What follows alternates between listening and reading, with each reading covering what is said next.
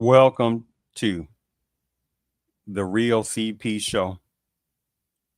I'm your host, CP.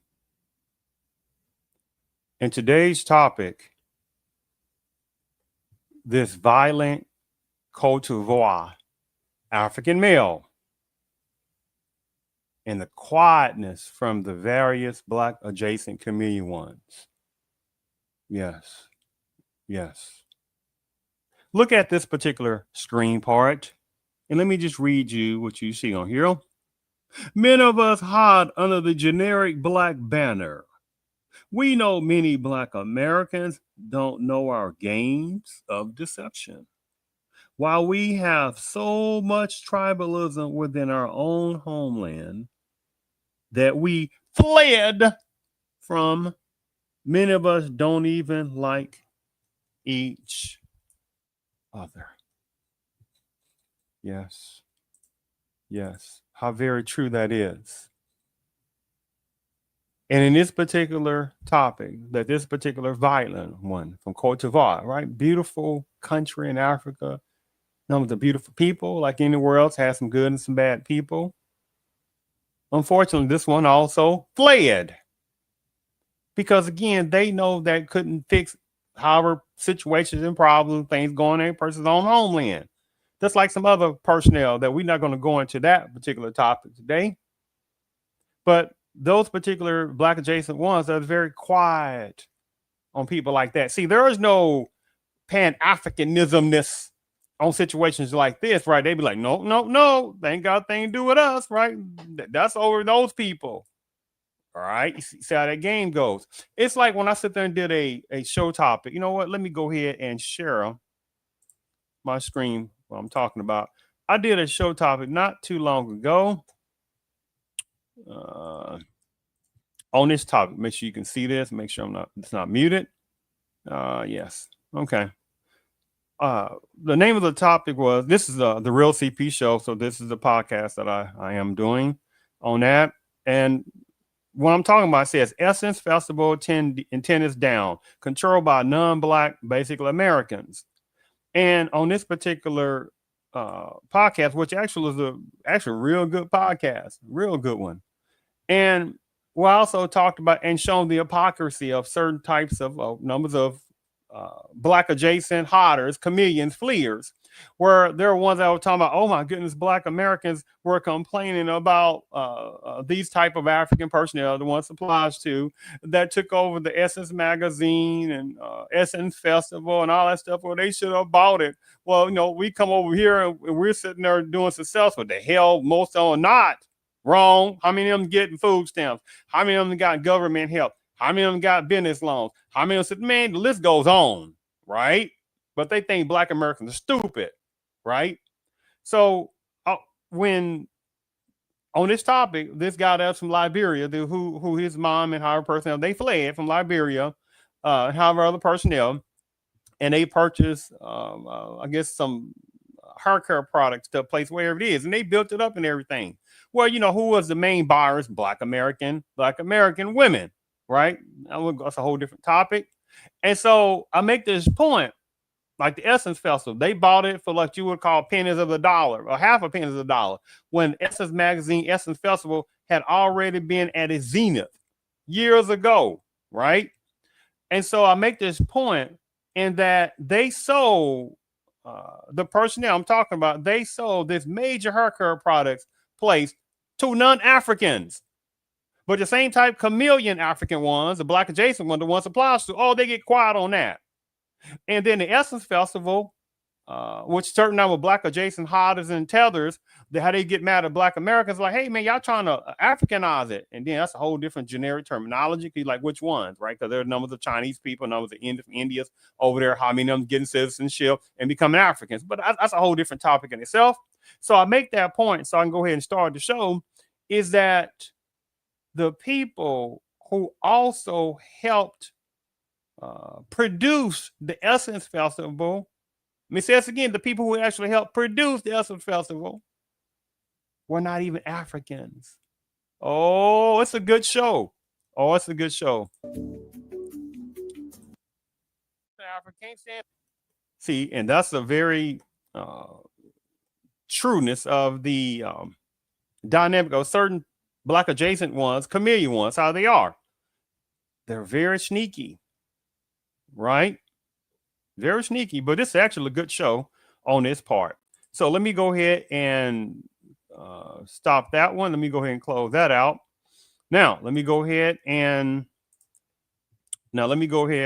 share my screen to go ahead and relate those to this show of this particular violent guy from Côte d'Ivoire who fled to get away from people who look like him, right? And then started doing extra violent type things and became a legal immigrant. So let me go ahead and share my screen now. Make sure you can see this. All right. All right. See this article, July 25th, 2025. See, sometimes you got people that can slide under the generic black banner, and this is how certain type of many numbers of black adjacent ones, they've hidden under the black adjacent banner very well, and they've been doing it for quite a while, even though their numbers are still small, but that's a whole different topic in itself on that. But I make this point, and that but you look at him, there are some people like, no, this guy's definitely not a black American overall. I'm not talking about ones that have one parent is black American, the other person else some parts of Africa. We're not going to talk. We're not doing that. First of all, that's not going to be that many mixtures in the first place, so we're not going to play that. And then again, see certain ones that you really can't tell sometime, right? Because of various dynamics. But when they start talking more and more, you realize, oh, okay, this is going to be a tether one. This is going to be a black adjacent chameleon ones. Just like there are ones on various type podcasts. They have made their bread and butter of sitting there getting the viewership off numbers of black Americans, but they'll make sure not to really talk about where their homeland is from. Oh, it's a whole different topic. So let me go ahead and read this. ICE Buffalo arrests illegal alien with 9 U.S. criminal convictions, including assault, arson, and robbery. Where are those tethers and black adjacent ones on this, right? Oh my goodness. Numbers of African personnel, they love saying very genericalities, right? To its benefit. They may say, oh, we're talking about Nigerians. They're like, I know you ain't talking, right? And how many hundreds of languages in Nigeria and many tribes in Nigeria, and tribalism going Nigeria left and right. So we're not going to play that tactic. See, there's no Pan Africanism with Nigerians and other different cultures. Oh, it's not.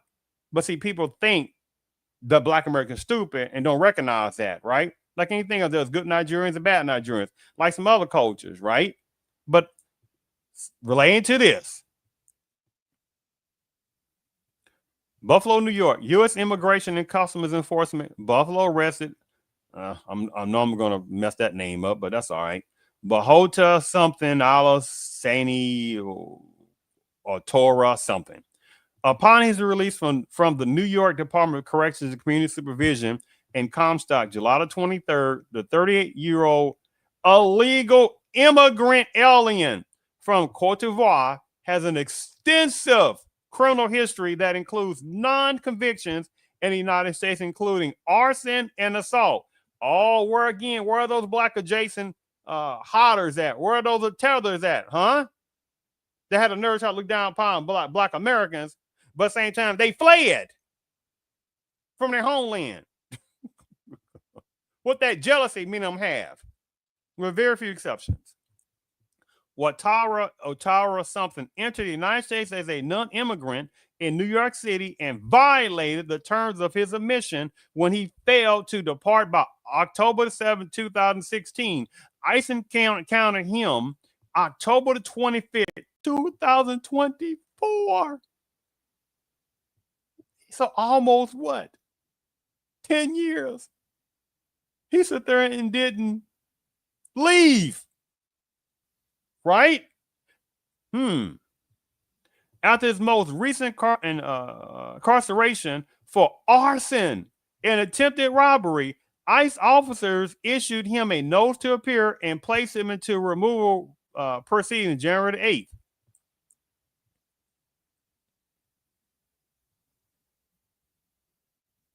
This violent guy from Côte d'Ivoire.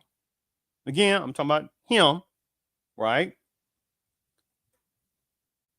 Criminal criminal convictions include the following: third-degree assault, 2 counts from February 9, 2022. Second-degree aggravated harassment from February 9, 2022.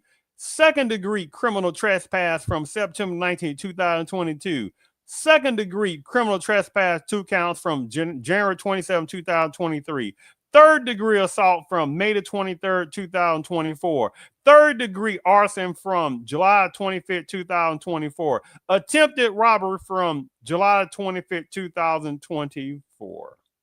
Hatara Summit is currently detained in ICE custody pending immigration proceedings and removed from the United States. But at the same time, you got people that got the nerve to start talking about Black Americans. While Black Americans already built America more than anybody else besides certain ones within the Pan-Africanist culture. And you got latecomers fleeing over from various parts of the ancient continent of Africa. From the ones it applies to. Now I'm talking about some of the very small amounts who came over in a proper way and did not sit there and try to, and they humble. Those are few and far between, right? Because of a lot of jealousy. Not only just among one another, right? But they come over here and play that tribalism tactic. Where's all the best and brightest? Huh? I don't think so.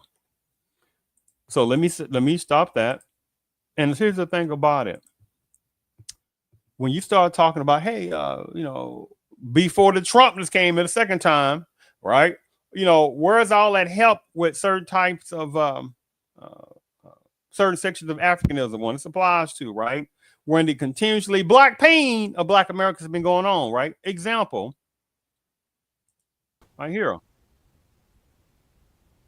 The Black American, Jordan Neely, having some kind of mental situation. Isn't it interesting when Black Americans are going through Black pain, getting lynched, getting assaulted, bad seeds put in their terrorism next, terrorism needs upon Black Americans, Black Americans getting punched in the teeth. I mean, the list goes on, right? Then it's like, oh, they're not suffering from mental illness. But the minute it's somebody from Pan-Africanist culture or some other border breaker, some situation, give an example, but especially ones within a certain part of Pan-Africanist culture. Oh my goodness, they're suffering from mental illness. Know the games. But this racial terrorism, by his actions, Daniel Penny, who was putting a chokehold on Jordan Neely in New York because he was having issues and up there. And what made him jump up and down was, oh my goodness, he's going toward a Caucasian woman. Oh my goodness. Then he had to jump in, right, and put him to sleep. That's how that goes. But don't get it confused.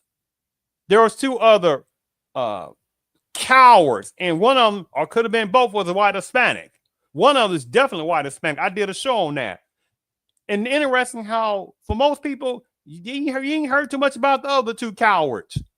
Right? What do you mean by that? I'm getting to a point on that. Let's keep that picture on that one. This right here. Right here. See on that? The racial racism coward Daniel Penny. On the left side, look at these 2. Just look, not doing nothing.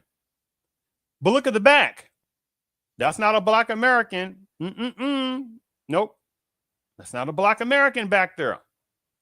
He didn't do a damn thing. But at the same time, so when it's like, oh my goodness, you see certain parts of Africa being deported as well, the ones applies to. Oh my goodness, Black Americans, are you going to help us out? Go to Haiti, the one I'm talking about, who knowing they hate Black Americans, the one this applies to, right? But at the same time, when Jordan Neely was getting choked out, where's all these Black adjacent hodders and tellers at? Let me show you what they were damn doing, right? Let me show you what they were doing. Exit station left. Yes, that's what they were doing, right? But at the same time, they want Black Americans to sit there and put their lives on the line and helping out certain type of Black adjacent hoders and tethers, right? Buddy, while we're friends, could you loan me a 10 spot until payday? What? Loan you? Yeah. Are you in any real danger? Well, no. See some other stuff. What was that? The great J.D. Hogg on the Dukes of Hazzard. And that's a whole different topic because that's a Confederate flag. That's a whole different situation. And still, to this day, you got people, they look at that Confederate flag, say, oh, I don't understand that. And that tells you that's a black adjacent tether or black adjacent hodder because they don't feel it. But symbolism, I'm talking about the terminology here. When you got some black adjacent hodders and some tethers, be like, are you going to help us out, Black Americans? Buddy, while we're friends, could you loan me a 10 spot until payday? What? Loan you? Yeah. Are you in any real danger? Well, no. See some other stuff. Yep. See some other sucker. Thank you for tuning in to the Real CP Show.